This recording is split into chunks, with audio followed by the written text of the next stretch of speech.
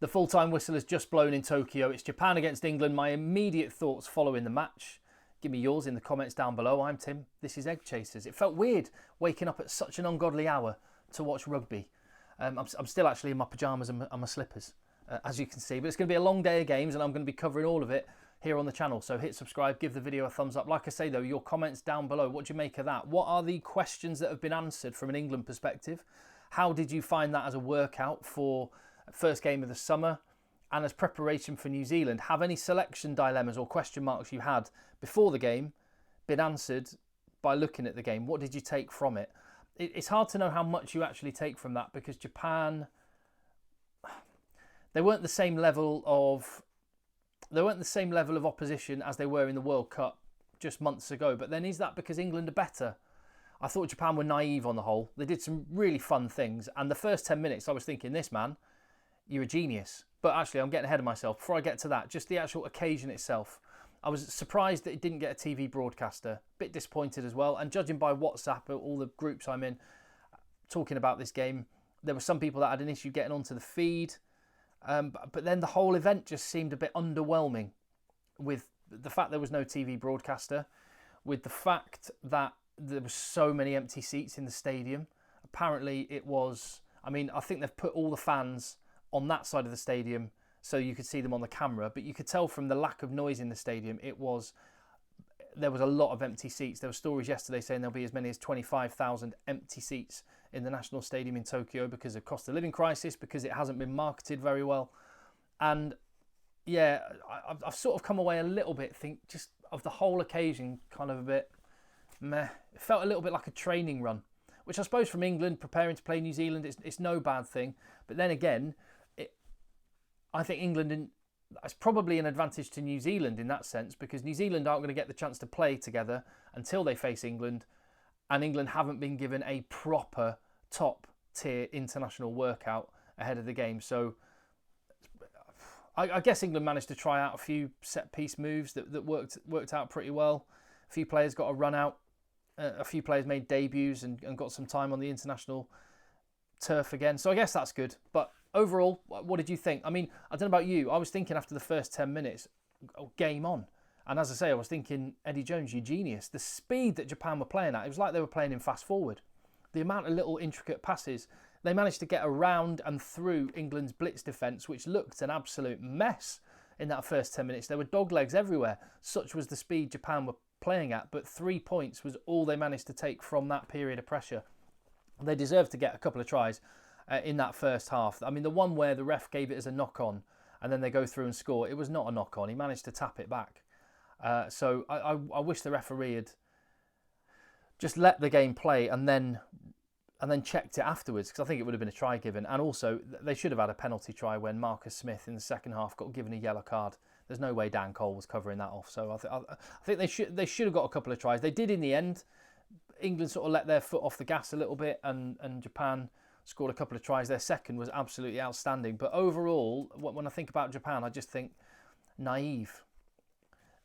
They kind of focused on the attack.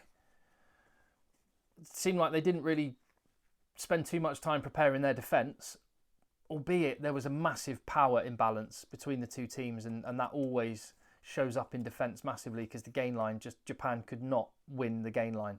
They were brave, the brave blossoms, but naive is the overwhelming word, and they need to sometimes take territory. They were getting penalties on about halfway, and every single time without fail, tapping and trying to go quickly, rather than sometimes just take another 30-40 metres out of your opposition. It changes the picture completely, and international rugby, they're going to have to do that. So I thought it was naive. That was a bit disappointing from Japan, but bearing in mind the fact they had a kid from university who's never played a professional game at fullback, the fact they had a load of new caps, they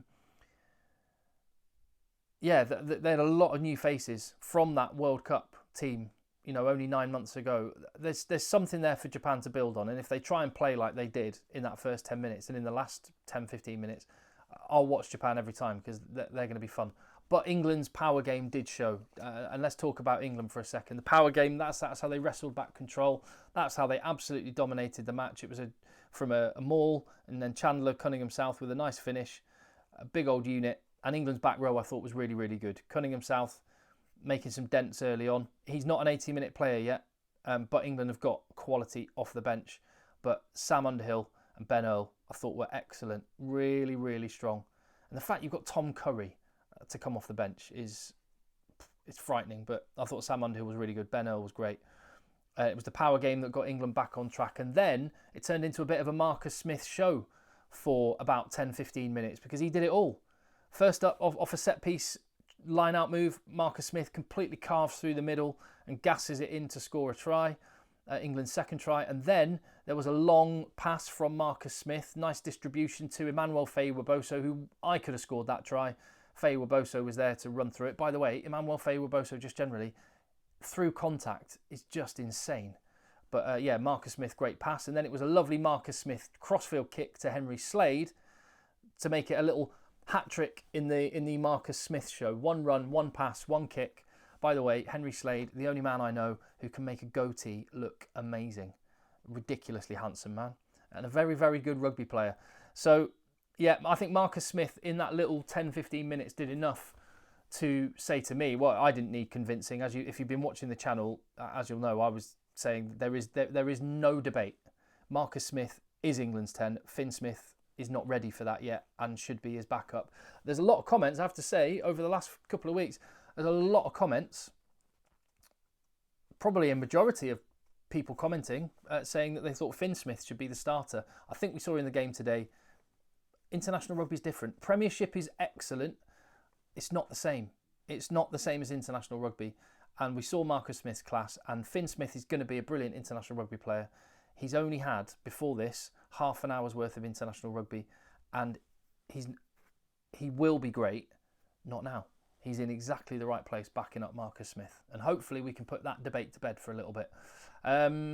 What else? So yeah, we had those tries. Second half, tries by Alex Mitchell, who I thought was really good. Again, so much energy. And I mean, I wonder, I'd love to have known what Eddie Jones was thinking as he was watching Alex Mitchell. What might have been if he'd picked him a little bit more, mate. But no, he didn't. But Alex Mitchell played very, very well. Ben Earl scored a good try. Didn't celebrate. Just a little smile and he gave a little thumbs up. That was it. Ben Earl massively, wildly celebrates knock-ons like he's won the World Cup. As for a try in international rugby, a little thumbs up. I quite like that about Ben Earl. And he was all action. And did you notice him playing 12 for a chunk of that game? Journalist Stuart Barnes will be very smug about that one. He's been calling for it for a while. Yeah, good player. And then Harry Randall made a really good impact and came on and played very well. Well, back to Eddie Jones there anyway. Never mind. As for England's bench, I was pleased for Roebuck getting on finally and getting his first England cap. And he looked good. Nearly scored a try. Harry Randall, I've already mentioned him. His kicking's not as good as Alex Mitchell's, but he's great as an option. He actually sped things up for England, and Alex Mitchell plays with a tempo. Harry Randall deserved his try, and little Harry Randall did really well when he came on, I thought. Charlie Ewells, let's talk about Charlie Ewells. Charlie Ewells is going to be a pub quiz question one day. His last game for England before this one was against Ireland when he got a red card in like 5 minutes of the match. He's on for about 5 minutes. He gets a red card now. He will not be playing against New Zealand. That could end up being his last game in an England jersey.